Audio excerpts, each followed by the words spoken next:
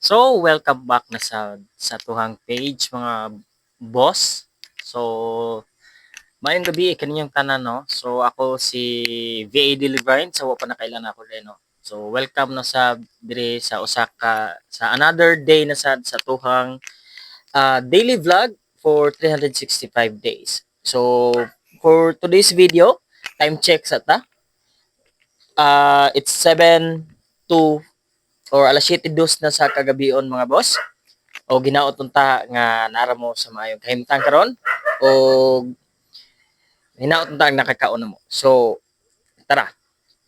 So, ang atong topic karon mga boss is nganong kinahanglan man ta og day off or rest day as a virtual assistant or even na dili ka virtual assistant.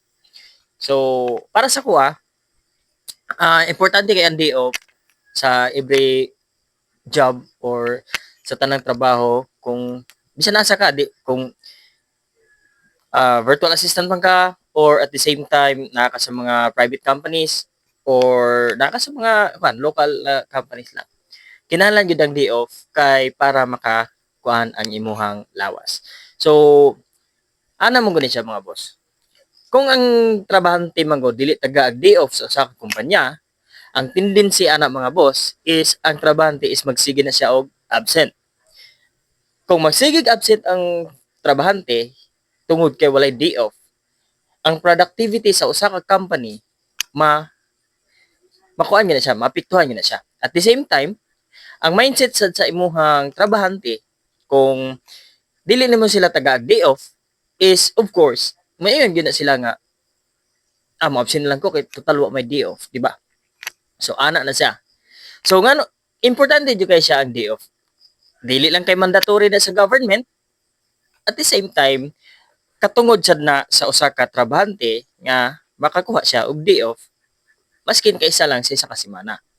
So sa mua nga part, sa mua nga trabaho sa mga virtual assistant, especially sa kuha nga trabaho karon, ang company or ang client nako is gitagaan ko one day na day off for the whole week.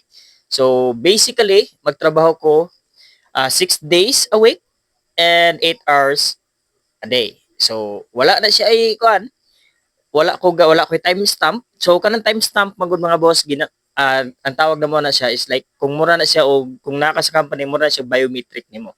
So wala mi time stamp, ang amo lang is mo report lang mi nga time in na mi and ana lang.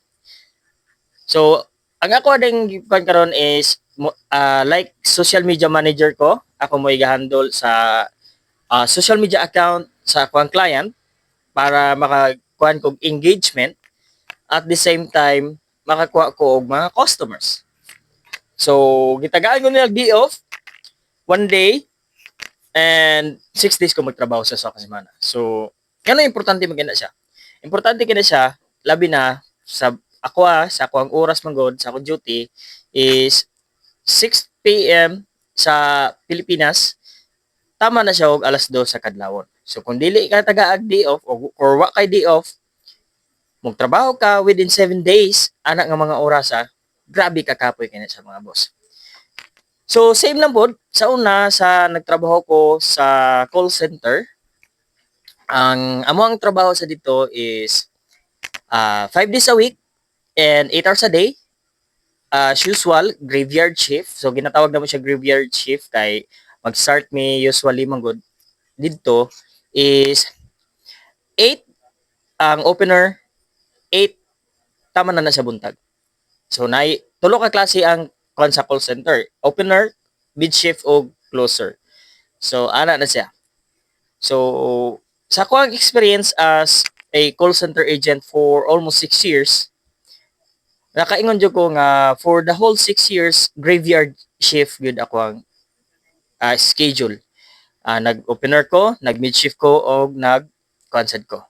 So nasan mi day off, importante kay ang day off. So para dili ma-board ang trabahante at the same time ma-recharge niya or nato ang atong lawas para pag another day maka-provide na puta og productivity sa imong kagalingon sa company o dili sad ka makakuan sa imuhang mga especially sa mga team leaders dili nimo muka. So mo na para sa mga kumpanya dira nga local man, international or private company, government or kan man ka private sector ka, bisan og nara ka bisag imong trabaho sa or kasambahay, dapat tagaan gud ninyo nag day off inyong trabahante.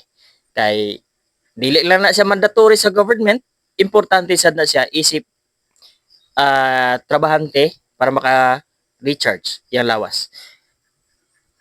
So, more to for today's video. Ang atong gisgutan nganong importante ang day off sa trabahante.